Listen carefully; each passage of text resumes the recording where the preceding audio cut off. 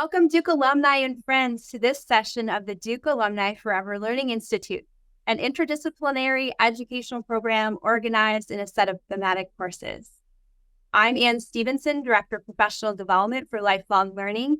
Thank you for joining our program today, The Ethics of Helping. This program is part of our theme, Lending a Better Hand, which is focused on volunteer education. Joining us today as host and moderator is Adonica Black, Duke class of 2011. Adonica works as the Director of Global Talent Development for LexisNexis and is chair and founder of the DC Women of Color Coalition.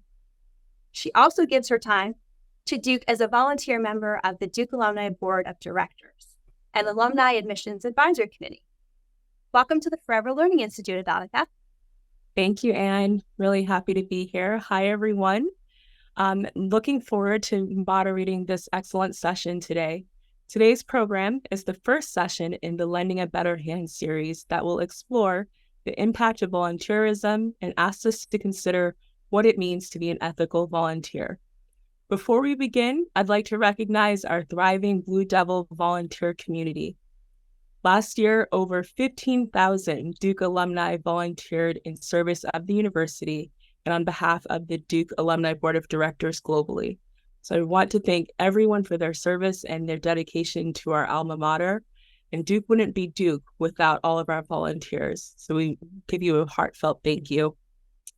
For today's program, I think it's going to be a great one because we are really thinking very strategically and impactfully about what does it mean to be an ethical volunteer. We saw during the global pandemic the emphasized importance and need for human connection and human empathy, and the need for communities to come together in times of crisis. Volunteering is a really powerful way to foster that sense of connection and to make a positive impact. During the Forever Learning Institute Lending a Better Hands course, individuals will go through a series of programs to reflect on their role as volunteers, learn about best practices, and become more informed and responsible volunteers and members of their community. And ultimately, the goal is to have this knowledge that can lead to more meaningful and sustainable contributions, benefiting both the volunteers and the communities they serve. In preparing for this session and talking with our speakers, we really started contemplating what Duke's goal is as a leader of civic engagement. And we come to the understanding that Duke is really preparing the next generation of leaders, as well as the existing generation of leaders in their alumni community, to be civically minded, to be responsible volunteers, and really through these programs, teaching a skill and a behavior and a mindset of how to be impactful in our communities. So I'm looking forward to talking with our speakers here today, our Duke scholars. So joining me in today's conversation are Abdulla and Antepli. Abdulla is the Associate Vice President and Associate Vice Provost for Community Engaged Research and Teaching and Associate Professor of the Practice at the Sanford School of Public Policy. We're also joined by Duke scholar Eric Mlyn. Eric is a lecturer at the Sanford School of Public Policy and Distinguished Faculty Fellow at the Kenan Institute for Ethics. And he also formerly led Duke Engaged. We have a lot to thank Eric and Abdulla both for. Welcome to our speakers. I'll turn it over to Eric to get us started, and then I'll jump back in a while for some questions from the group.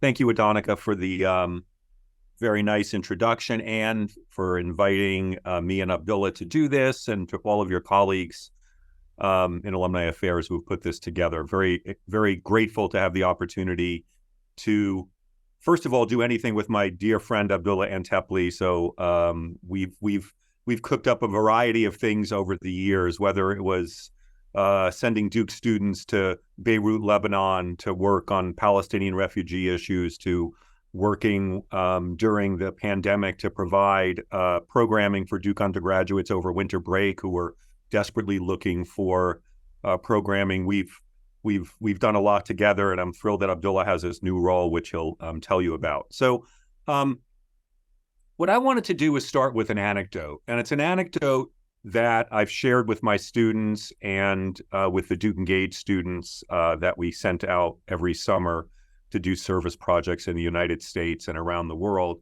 And it's an anecdote that I'm a little embarrassed about, frankly, but we're amongst friends here, so I'm going to share it with you. And it's a personal anecdote about volunteering. And it about 15 years ago, my family, my wife and 2 children, they were then about 10 or 15 years old. We took a spring break trip to Guatemala to build a house with an organization called From Houses to Homes. In fact, coincidentally, I just got an email from Houses to Homes today updating me on their progress. And in this program, you volunteer building a house with a family in Guatemala that does not have a house. And you pay some money to pay for the supplies, and it's a very simple 13 by 19 cinder block house. I know nothing about construction. They provide you with a person who knows how to do this kind of work. And for a week, my family, with the family that was living there, built a house. And we got to know the family well. My daughter spoke very good Spanish. She translated for us. It was a young family, 5 children. The parents were probably no older than 30. The dad, I remember, was a carpenter, and his main product was building coffins. I remember that was sort of what he did. And midway through our time there, it was a week, the family asked us to bring them things. Very, very poor family. And they asked us to bring them coffee, and they asked us to bring them candy, and they asked us to bring them sugar, and they asked us to bring them flour, and they asked us to bring them a soccer ball. And my family wasn't sure that we should do this. That's not what we were there for. Is this our role? Will they continue to ask for things? It was the source of evening conversation. Well, we brought them things. Our relative wealth just couldn't be denied. And this family that got along so well together sort of disintegrated as we brought these things into their lives, particularly the soccer ball. The soccer ball led the 5 children to begin to fight with each other over who would have the soccer ball, who would get to play with the soccer ball, what they would do with the soccer ball. And I think in the end, we had some real regret of not handling that particular situation better. Here I was leading civic engagement programs at one of the world's leading institutions, training students on how to do this work well, and in the end, maybe not doing it as well as I would have liked. And so I present that to you as an example of how this work is very hard, how doing this work ethically and responsibly constantly throws into the mix ethical dilemmas that we need to struggle with. And I think the thing that I'm proudest of in the civic work that we've done at Duke University, and I think Abdulla can talk about this, is that we've problematized civic engagement. We are a university. We are by nature critical thinkers. And so we look at this work, we try to do it as well as we can. We try to address the kinds of critiques that Ivan Illich identified in the article that we provided for you. And we do our best, and we make mistakes, and we try to learn from those mistakes. And so throughout the creation of Duke Engage, Abdulla's work with Durham and Community Affairs, we work with Duke students, faculty, and staff to help them avoid the pitfalls that my family fell into and do this work, and also to not let the perfect be the enemy of the good.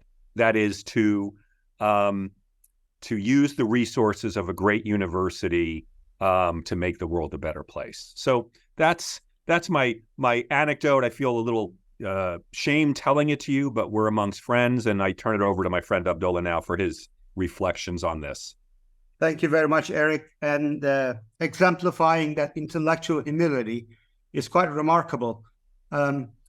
Hello, everyone, all the Blue Devils around the world. It is a distinct pleasure and honor. As Eric said, we have done quite a few things on and beyond the campus in many different parts of the world.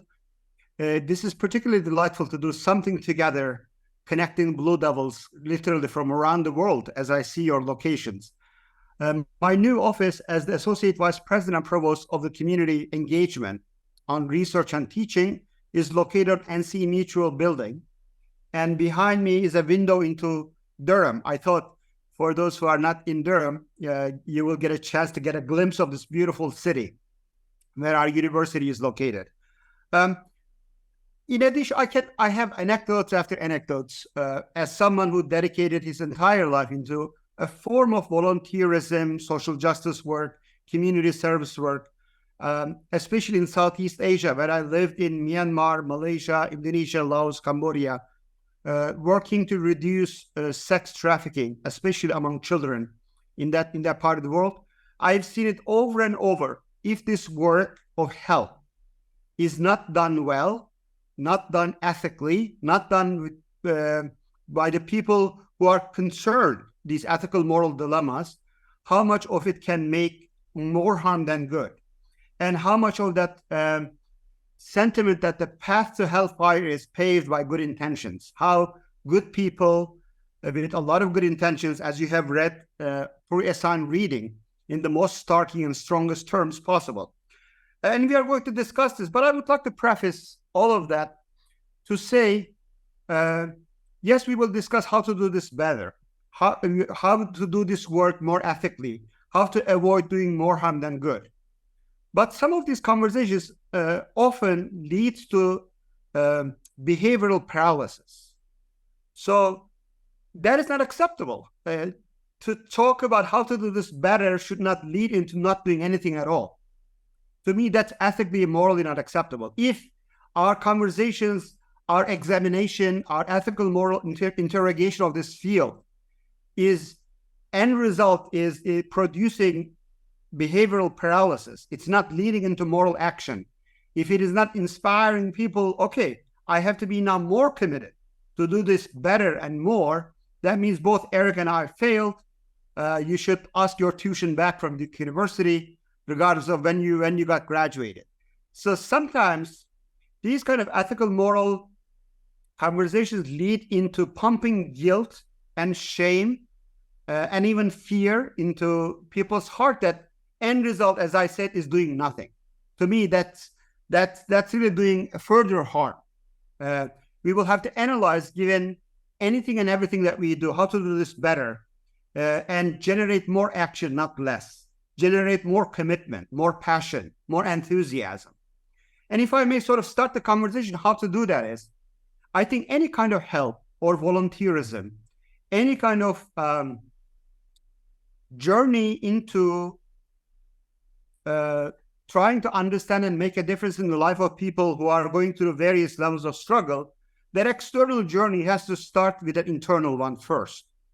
One way to do this better, one way to not pave the path to hellfire with good intentions, is to make sure in every level, and I can give you a long list of examples from my own life, am I the right person to do this work? Do I have the required minimal qualifications, commitment? Is my set of priorities and my values are in order? So Eric and I, we will deepen this conversation, how to do this internal pre-help, pre-volunteering, pre-service, do internally before we make an external journey into the world and try to make a difference in the life of people who are less privileged than us, or are going through a different kind of difficulty, without really that self-examination, self-interrogation, without seeing yourself in an ethical, moral mirror and realizing you are doing this because of X, Y, and Z. And you do this because you have certain skills, knowledge, etc. I think it ends up making more harm than good. The second thing is, I think one initial preparation to ethical moral help, ethical moral service, is also, if I take a test on the population that I am about to help, about to volunteer, about these people, their world, their background, the histories that have produced their current reality, their demographic backgrounds, if I take a test, can I score C plus B minus? Do I have a foundational knowledge base before we sort of I will give you a very dramatic answer from 2003 when United States government invaded Iraq. And that has a lot of complications, but I worked in the Obama administration later on. I met really incredibly wonderful people, very high-level U.S. administrators in various branches of our federal government, who are genuinely good people and had the good intention. You may call them naive, but I don't think so. They genuinely thought part of our presence in Iraq was going to produce nothing but goodness, flourishing of democracy, economic development, opportunities for marginalized communities. But just scratching the surface, like if these people who are decision makers or practitioners of this presence, if they take a test on Iraqi history, Islam, Iraq's demographic breakdown, most of them would not get a D-. Most of them, they have no idea, because it reflects itself in the terminology, the way they talk about these people. You can take this macro, massive, colossal failure and look into the micro, even Habitat for Humanity projects, or Duke Engage in Lebanon. Without that intellectual, mental homework making, preparation, bringing yourself that I at least engage with these people, and in my engagement and articulation and outreach to them, I can communicate in a way that I sort of at least know basic facts and understand them, is an important, incredibly important second step. And the third step is it's not enough to know facts, dates, people. If I take a test in seeing the world through the eyes of the people that I am trying to help, if I take a test on, do I see, for example, Duke Engage in Lebanon, which I'm incredibly proud. What I did, everything I can to make sure you at least had a glimpse of seeing the world through the eyes of a Palestinian refugee high school boys and girls. What does it mean to be a fifth, sixth generation refugee in a closed environment without an attempt to get a glimpse of seeing the world through the eyes of the people that we are trying to help? Again, at least B-, B+ level sort of grading. As a professor, I cannot help. That I can actually, without no obligation to agree or even like or promote, just I can sort of suspend my judgment and see the world through the eyes of those people that I have a genuine interest in helping is an incredible one. One of the recent mistakes or difficulties in higher education, including Duke University, you must have all read at least or heard of the recent New York Times article shaming Duke University for not having enough socioeconomic diversity among our students. If you haven't read it, I think it's worth reading because it is partially true. But Duke University's one of the most reasonable defense is our help to bring first-generation low-income students to Duke University is just to bring them, or have the infrastructure and mechanisms and the required campus cultural change that when they come, we have seen the world through their eyes enough that we have the required resources. We have the required respectful space that when these low-income and first-generation students come, and I know from Duke and other universities as well, not doing that internal steps and help steps in educating yourself and seeing the world through these eyes, it ends up doing more harm than good. Again, this is not an attempt to take cheap shots at helping industry or relief and humanitarian or volunteering industry.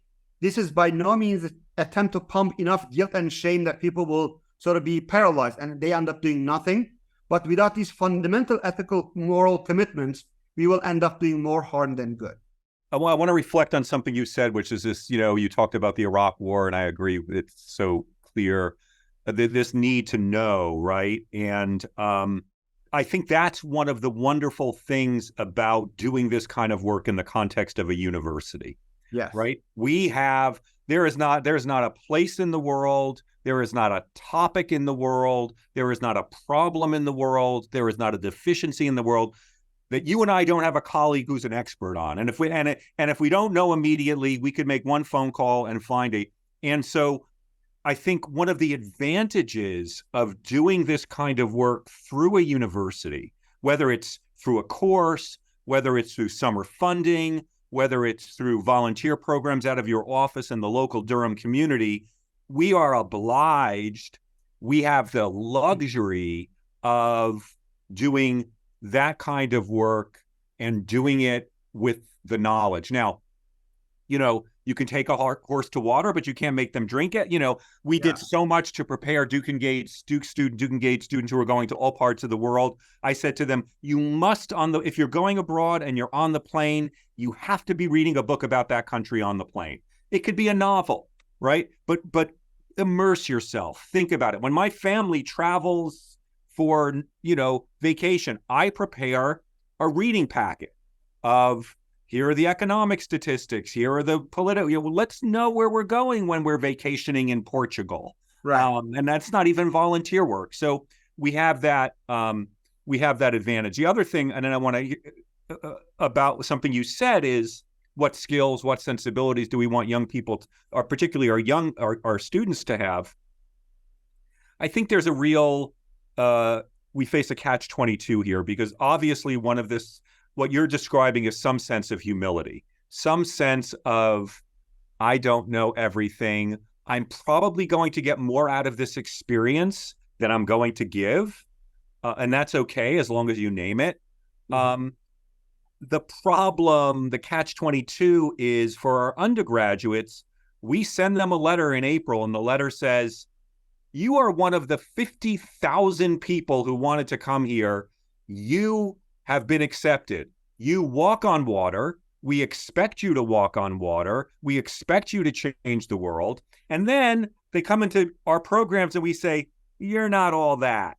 Just, let us help you first. And I think in some ways, we create monsters. Our students are wonderful. We are privileged to teach them and be with them. But I think the university setting for this kind of work, whether it's undergraduate staff, faculty, or alumni, creates both the benefits of being able to educate people about what they're doing and where they're going, and also, adding some humility to the mix. Absolutely. And we don't have to harp on this, but I have another very painful anecdote about how, as a university, we have additional moral commitment to make sure we provide the knowledge base. We invited, during my Obama administration involvement years, a group of Iraqi clergy to Duke University who will be helping us for girls' education in Iraq. And these people speak enough English that as they were traveling from Baghdad to Durham, North Carolina, on the plane, they have seen some magazines talking about the Duke scientists, what they do in the forests of Brazil. And I will never forget their faces. Like, whatever they read about these Duke environmental scientists, they figured out that America has a knowledge base through universities. American scientists can figure out how many frogs are there, how many different types of frogs, or how many different types of animals in the forests of Brazil.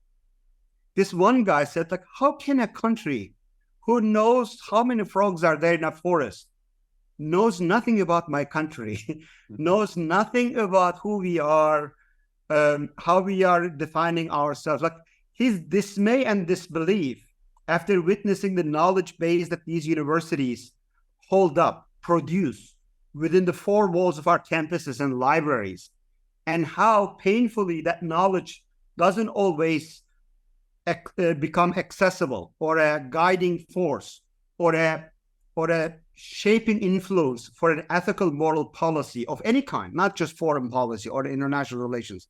Yeah, we absolutely have an additional moral responsibility as people of knowledge, as people of science, in whatever areas. I totally agree with you.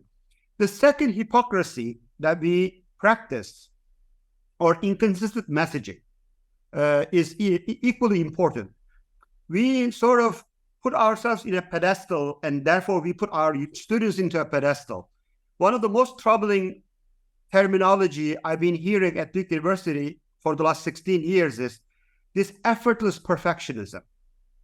it sort of defines part of the culture in higher education in top 20 universities in a way that inviting people to be effortless perfectionism, meaning just by signing up the membership form, by just being here, universe, God, Allah is done with you. You don't have to grow anymore. You just have to live a life with a life of effortless perfectionism. But that's not the case. That is absolutely not the case.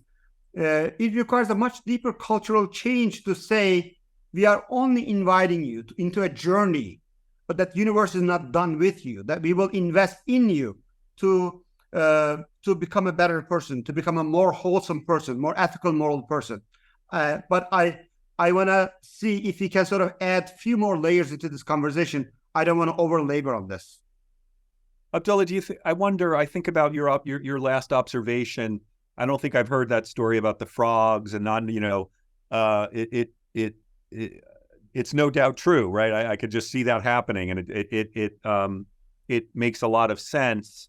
Do you think that comes from, in part, a little bit of kind of how we've moved toward instrumentalizing an undergraduate education that is the kind of hard skill, the kind of counting skills, I'm using that metaphorically, the kind of counting skills that our students feel like they need to have, whether because they probably think they're going to be consultants or investment bankers, and I have nothing against consultants or investment bankers. Some of our best friends are consultants and investment bankers. That's right. And of course, what we want young people who are going into those fields to have the kind of ethical grounding that might help us avoid what happened in 2007, 2008 in the United States with some of the unethical things that happened. But I wonder if, at least in part, our failure, you call it a hypocrisy, to not educate about those other things comes from the way our students view what they're here for. I think there's a two fundamental failure here. Higher education, or education in general, at its core, when it's done well, our mission was in twofold. We were going to provide the best education and best formation. Education was only 50% of the equation. Formation was not just engineer and brainwash our students, keeping the primary, if not exclusive, agency in the hands of our students, but giving them enough opportunities, curricular, co-curricular, extracurricular, academic, and otherwise. Investment into their character formation, to their soul. What I feel over the years, overemphasis and excessively utilitarian value in education, only seeing education for financial and material social upward mobility, led many of our higher education, including Duke University, to a certain extent. We are better than others, but we are in no higher moral ground at all. We neglected our sacred mission of formation. How do you trickle this knowledge and brilliant cutting-edge research in targeting and equipping you in your brain? How can we help you to digest this information to trickle down to your heart, to your soul? How do you, as a result of learning this incredible, various like state-of-art and science of humanities and STEM, can also improve you to be a better person? Seemingly, many universities are divorcing themselves, or at best giving a lip service to this formation investment. And the second failure, which again we are not sitting on any moral high ground here. Higher education, I think one of our primary ethical moral responsibility, not just to turn us into an ivory tower, but engage in public intellectual work, research and knowledge production that has aimed to make a social impact, not just to make our knowledge and research and our technology and improvement in those areas sort of boosting our ranking in the university ranking, but we take on social problems, we experiment ideas that societies are struggling in political areas, in ethical, moral areas, in economic areas, etc. And at the university, because we have the opportunity, our job is to educate, we sort of exemplify and model to the societies that we belong to the various ways in which these conversations can yield good results, helpful results. I think that public intellectual work and research that creates social impact is either neglected or selectively chosen by more fancy, more popular sort of areas, not broadly representative of the issues that the societies, or in this case, American societies, are struggling with. Yeah, I just happened to see, I think we're going to question and answers in a couple of minutes, but I just saw wonderful questions popping up in chat. We obviously can't address them all right now, but one said, the more I do this work, the greater the ethical challenges, and you're doing the work just perfectly. I remember when we started Duke Engage in 2007, there would be a couple of times a year a student letter in the Duke Chronicle, and it would be very critical of Duke Engage. It would say it's volunteerism. It would say our students aren't prepared. It would say it's just a vacation. It would say people are doing it for the wrong reason. It would say it's a waste of money. And staff would come into my office in the morning and say, "Did you see the Duke Chronicle? We've got to draft a response telling them they're wrong." And I was like, "No, we don't. Let it flow. If we are engaging this campus in the Duke Chronicle, on the East-West bus, in the East Campus Marketplace, in the Broadhead Center, in the dormitories, in discussing why this work may be good, why this work may be bad, we are run. We are what? Home run. Like we are scoring a home run. Yeah. Of any of the things I'm proudest of in the time I led civic engagement programs at Duke is that we problematized it, that we started a conversation on this campus that I know you're continuing, Abdulla, about how to do this work and how to do this work well. And many of my students and colleagues over the years, they ask me, like I'm simplifying their wonderful questions, when do I know that I am doing this wrong? When do I know that I shouldn't be doing this work, or I am doing more harm than good? My answer is when you lose that ethical moral struggle, when you feel sort of so good about the work, when you are not sort of seeing the dilemmas and the shortcomings. Again, the answer is not to close the shop with Duke Engage there, but that's precisely our job is as a university, to increase that ethical moral struggle. Not in a sadistic or masochistic sense, but in an intellectual and ethical moral sense. I cannot agree with you more. Yeah. Yeah.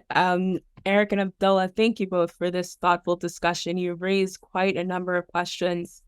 So now we're going to transition into that portion of our conversation where we discuss questions and answers for the program. So I'll start with a question, kind of picking up on what you both have just stated. There were questions in the chat around the pre-work that we've assigned. So for the program, we assigned 2 articles. One of them was by Ivan Illich called "To Hell with Good Intentions." And Ivan Illich was quite provocative in his writing, talking about the topics that you all started to cover here, right around volunteerism, even some kind of maybe perverse nature that may be associated with being associated or surrounded by poverty and getting that kind of personal boost of your respected status. And then also just the general American export, maybe one of the biggest exports of our country, which is our way of life and our way of being. And so I would really love it if you all could talk a bit about those insights that he's raised and really that struggle that he's raised with regard to volunteerism. And I think you started to cover it, right, with this is a problem that people need to wrestle with. Mm-hmm. So go ahead, Eric. I think you assigned that piece. Okay. I would like to hear your initial thoughts. Yeah, no, I've assigned the Ivan Illich piece. Oh my gosh, I'm not using it this semester, but a lot because it's so provocative. Just as a side note, Ivan Illich, if any of you are interested, he was such a provocative thinker. He wrote a book that twisted my mind as an undergraduate. It was called Deschooling Society, where he argued that you needed to get rid of schools. He wrote another book called Medical Nemesis, where he argued you needed to get rid of doctors. He wrote another book that said the speed limit everywhere should be limited to 25 miles per hour. That would be what would say. So, and I was like, this guy is provocative and interesting. But so anyway, I highly recommend looking at some of Illich's old work. Look, Illich is saying a couple of really important things there. I think the emphasis when he's writing in the 60s is that, hey, you all have enough problems in your own country, right? You don't need to come to our country and do this.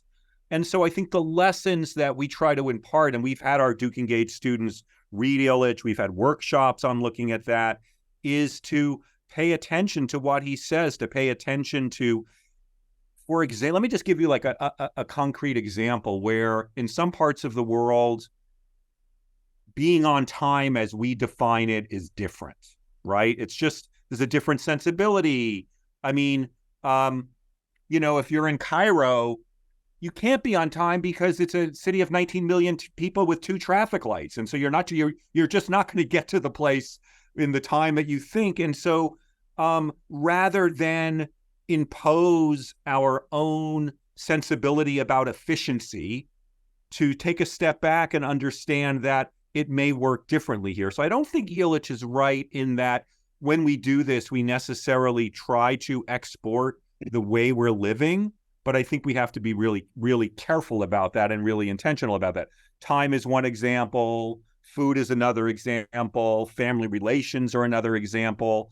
And whether in the pre-training that students do, in the reflection that they're doing while they're there, in the follow-up that they do when they come back to the university, we try to help them to see that. It is impossible not to read Illich's piece and simultaneously not agree with him and hate him passionately. Like he reminds me of biblical prophets. Biblical prophets, both commonly shared in Judaism, Christianity, and Islam, all of them come, and unfortunately, they don't say any flattering stuff. They don't say, God loves you, God is happy with you, just don't change anything. Most prophets are despised individuals because they are right, and they are just saying it in such a way to shake our moral imagination, otherwise we will never hear. So I'm grateful for voices like this. And I pray and I hope that won't be the only voice. Because the way that harshness, the way this accurate articulation of these ethical moral failures, pointing out that pre-work is not being done is fine. But if that's the only voice you pay attention to, the result inevitably will be paralysis. Mm-hmm. The result will be swimming in oceans of guilt and shame and fear. Again, I agree with him and I hate him. There are people in every area. Like, we need prophets like this. Otherwise, none of us will wake up in the morning and go through some sort of a ethical moral awakening or earthquake. Oh my God, I need to do this better, or I need to do more of this, etc. So I think there are some people who are needed, essentially required to be these despised prophets as a voice in our community, constantly sort of tell us that we need to do this better, but they should be complemented or balanced with much more constructive voices that change is incremental, nothing happens overnight, articulating so vividly of the emptier side of the glass shouldn't blind us to see the fuller side of the glass, etc. So I think that if you take this, the beginning and the end of the conversation, then I don't see any value of it. But seeing Illich or that kind of very harsh prophetic moral critique of our society, in this case, in helping, in volunteerism or service, as a beginning of a conversation, as a beginning of a journey, and not end the moral imagination there and just crawl into this shame and guilt, but push towards some sort of an action would be my response. Yeah. Abdulla, you both actually brought up a really great point that connects to the second article from the pre-reading, right? So there was that second article that gave a different perspective around Duke Engage specifically and the decade of students learning by doing. And in the article, it really is clear that there's two purposes to Duke Engage, at least, right? The first purpose is really the university purpose of instructing their students. And I think that's important to call out, is that the mission is to change the students, change themselves, right? Give them better skills, give them more humility, teach them resilience, teach them situational awareness, a myriad of other things that you can learn as a volunteer. And then there is that secondary mission to change and help the world, right? So really thinking about from that university perspective, what other skills, tips, kind of strategies could you impart for our volunteers here who are alum and leaders in their community to think about how do they grow themselves as contributors and being really thoughtful volunteers? Mm-hmm. Mm-hmm. I will let Eric respond to this. I think it's a very fundamental, your question is a very fundamental issue and central issue. I had the honor and pleasure through nepotism of my friendship with Eric. Duke Engage, before we send people all over the world, there's a Duke Engage Academy, and I always somehow ended up addressing to everybody. And Eric is my witness, and consistently what I said is, be selfish. Be selfish, that you put your own learning, what this experience could give you, this experience's potential contribution to your ethical moral development should be a primary. Make it about you in the good way. And a lot of students found that very counterintuitive and countercultural. And there is nothing wrong. There is a way in which you have to be self, because you're investing in individuals, their capacity to do the work in the world. And therefore, that experience contribution to you, if you do the internal work and the pre-work well, is an important value that we shouldn't trivialize. You know, Abdulla, it reminds me that you always ended the academy with "This is about you," and President Broadhead always began the academy with "This isn't about you," and that's it in a nutshell, right? That there's the bookends of the ethical dilemmas of this. You know, Adonica, to your question, I saw some of the questions in the chat, like how do you do this, and what kind of skills to make people do this as meaningfully as they can. Is we so emphasize this notion of reflection, that both formal and informal ways of making meaning of the experience. And, you know, our undergraduates had a little bit of they sort of are very reflection. It almost sounded like they were going to be in a group therapy session. That's the last thing they wanted to agree to do. And, you know, I always thought reflection worked best like when you were crossing the street with students, rather than sitting in a room at 7 o'clock on Tuesday night, which is the scheduled time for reflection. For those of you who've had children, it's like, what, the best way that you learned about your kids was when they were in the back of the car and you were driving them to school, right? It wasn't at 7 o'clock saying, tell me about your day. It was overhearing. And so, but I do think, you know, we had students blogging, we had students keeping journals. We did have mandatory times that students would sit as a group and talk about the trials and tribulations of doing this work. We had follow-on requirements for them to write something about it. And so the experience, and again, universities are uniquely suited for this. We provide the scaffolding and infrastructure for students to do it in that way. And there's pretty good data in the academic literature on this, that reflection made a big difference in terms of the impact that it had on students. I think I saw it on the chat also.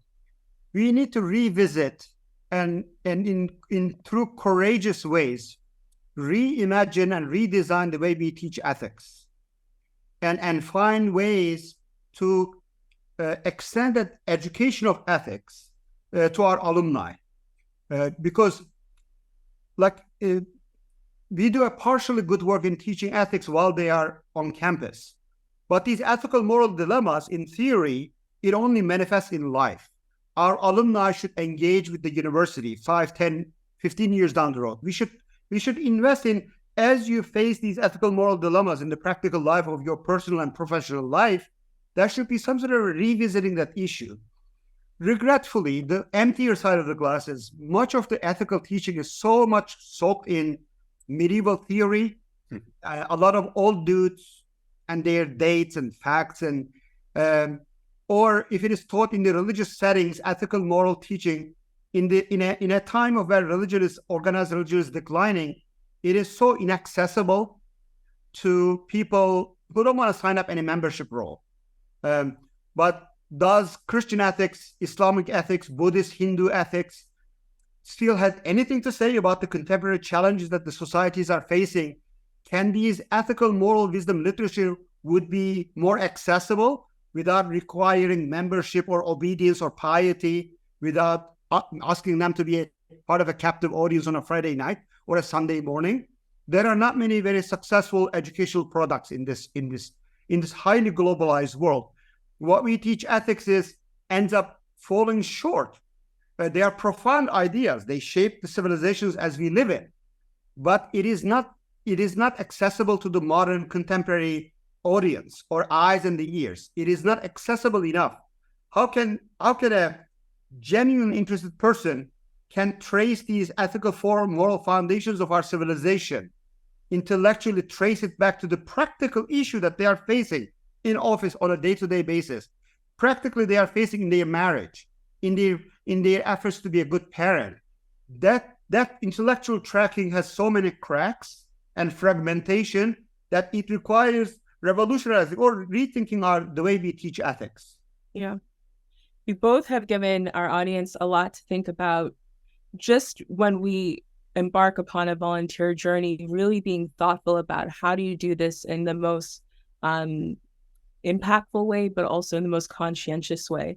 And I want to turn us a little bit to that impact piece, because, inevitably the goal is to improve the community that we're serving.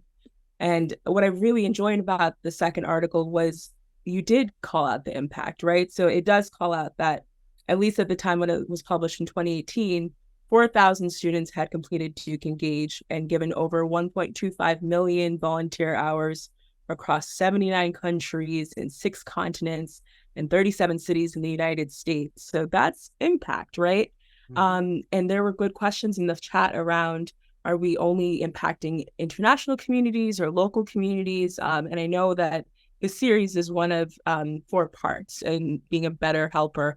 And in the next session, they will talk about impact that was quite local, and then talk about the privilege of who gets to be impactful and who gets to be a volunteer. And finally, what that leadership it means to be a volunteer in that space. So I wonder if we could talk a bit about that impact piece and what you've seen in terms of how have your volunteers really made better the societies that they've served. Yeah, let me start with that, because I have an observation just from having done this work for a very long time in the higher ed setting, both in my leading the Robertson Scholars Program, where we had summer programs in the United States and around the world doing service work, and then Duke Engage. So, for over 20 years. So in 20 years, I probably went to, 80 conferences on higher education and civic engagement. Campus Compact, American Association of Colleges and Universities, organizations dedicated to bringing professionals together who do this work. And Adonica, there wasn't one of those conferences where there wasn't a panel on why don't we measure the impact of this work better. So it's a field that was constantly lamenting the difficulty in measuring the impact. And so I put that out there at the outset in considering your question, which is that it's very difficult. It's not that we weren't trying, but, social science research is a lot more difficult than research in a biology lab, whatever one does in a biology lab. I haven't taken biology since 11th grade, but you can control a variable, right? If you want to know the impact that ammonia has on something, you add ammonia, and then you have a beaker that doesn't have ammonia, and then you know the impact that ammonia had. We we can't perform experiments in the social sciences as easily. So the measuring of impact has been really difficult. We had a full-time person measuring impact in Duke Engage when I was director of the program. And so it was both students and our community partners. And the thing that I'm proudest of is the answer to two questions that community partners gave us. One was, we asked them at the end of the summer, were you able to get something done this summer that you wouldn't have gotten done without our Duke student working with you? And it was always over 90% yes. And the second was, do you want us to come back? And it was over 90% yes. And those two things indicated to me, now students were reporting all sorts of learning, increases in leadership. That was all self-reported data. So you interview a student and you say at the end of the summer, do you think you're a better leader? Well, they all thought they were better leaders. I think they were. And self-reported data can be a little, is limiting. We tried to work with institutional research to look at other ways to measure this. So my answer is it's really hard to measure impact specifically. And what we know about impact gives us confidence that the work we're doing was meeting some of the goals that we had set. Cannot agree enough. And you are hearing from the person who'd spent decades of thinking about this. Another way to sort of complicate this question is, in the minds of many people, impact is an instantaneous reality. You hit the table and you can make an impact and you hear the voice. To imagine impact as a static reality, it makes this incredibly shallow, cheap, reductionist, and simplistic. But if you think impact as a momentum, your metrics of assessing impact is the direction that it's leading up to, and have a spectrum of having a mind or a memory that is not limited to a report and in that particular time. It's not a switch on and off. Anybody who doesn't have a 50 years of patience or 50 years of imagination, at best, they are not serious about education. Or 50? That's Abdulla, 50. I don't have 50 years left. But again, you're building multi-generational impact and change mechanisms that you may or may not see the results of the seeds that you are planting. Yeah. For me, my metrics of measuring impact is 4,000 Blue Devils, 4,000. And in my mind, every Duke student is a digit, not a number. So if I see 2 Duke students, I see 11 of them, not just 2. Side by side, to me, each and every one of them is a digit. So we are looking at a 4,000 digit human beings. Went through this experience, partially successfully, partially failure. But if we set the course, the process of impact in the right way, where they learn from the mistakes, where they learn how not to repeat those mistakes, where they have invested in the successes, if these 4,000 digits, I don't know what that number is, how many zillion, trillion, that I don't know if there's a number in English math to this, but 4,000 digit individuals are there. And I have enough evidence. I have enough evidence as somebody who's been here for 16 years, who's deeply involved in not only Duke Engage, but Duke's various volunteerism efforts. I see the spectrum, that the direction is inspiring. It's remarkable. I see the Palestinian boys and girls who receive this Duke education services in the refugee camps in Lebanon or in Jordan, in other places. And I follow them 10 years, 15 years later, where are they? So we have every reason to try harder. We have every reason to not get distracted, because on any given time frame, we try to just look at these numbers and make sense of this. This is a spectrum, and we are talking about multi-generational impact, not just on any given moment what's going on. That's true. That's very Duke of us, right? We want to put numbers to it all. I know. But I think you're right. You're both right. There's this aspect of exponential increase by teaching our students and our alumni community how to impact their communities. And that impact comes from that volunteerism space and ethics of helping. And so thank you both. I want to close this out here. Before we end our conversation, I want to ask you both for just a final statement, if you could. one parting statement you'd like to leave with our audience as they walk away from this conversation? I think I already said mine.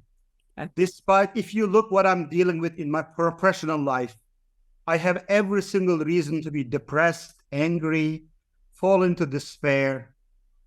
The reason that I wake up every morning like a lit Christmas tree and running to work is because that spectrum of impact, the generations that we are working to improve, has shown increasing potential to do the work and clean up the mess that my and the generations before me has created.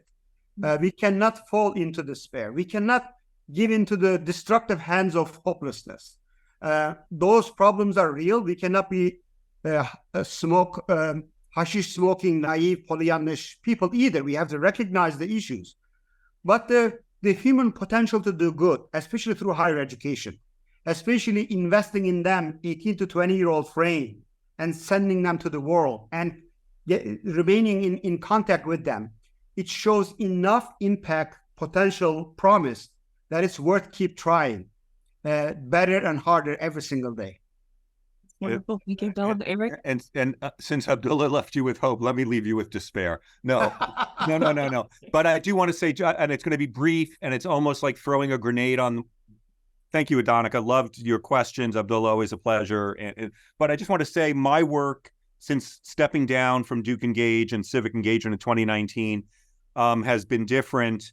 And it's on democracy in American higher education. And I think to the extent that American democracy is under serious threat at this moment, and my teaching, my project here at Kenan, the conferences I'm attending and hosting focus on this very simple observation that democracy doesn't exist without a robust system of higher education, and our liberal arts higher education, greatest higher education system in the world, in the United States, is at risk if democracy doesn't exist. And that symbiotic relationship between democracy and higher ed is of the utmost importance at this moment. And the rest of my career will be spent thinking about that, urging people to pay attention to that. The book I recommended, I would show it to you, but it's under my computer because I wanted my computer to be high for the webinar, by Ron Daniels, called Democracy, What Democracy Owes Higher Education, is a very important book to read. He's the president of Johns Hopkins, talking about where universities have failed in this particular effort. I'll stop there. If folks are interested in this project, write to me, and I'd be happy to talk more about it. Excellent. Thank you both so much for this excellent session. Thank you to our audience for joining us and for all of the rich conversation that we've been able to have together.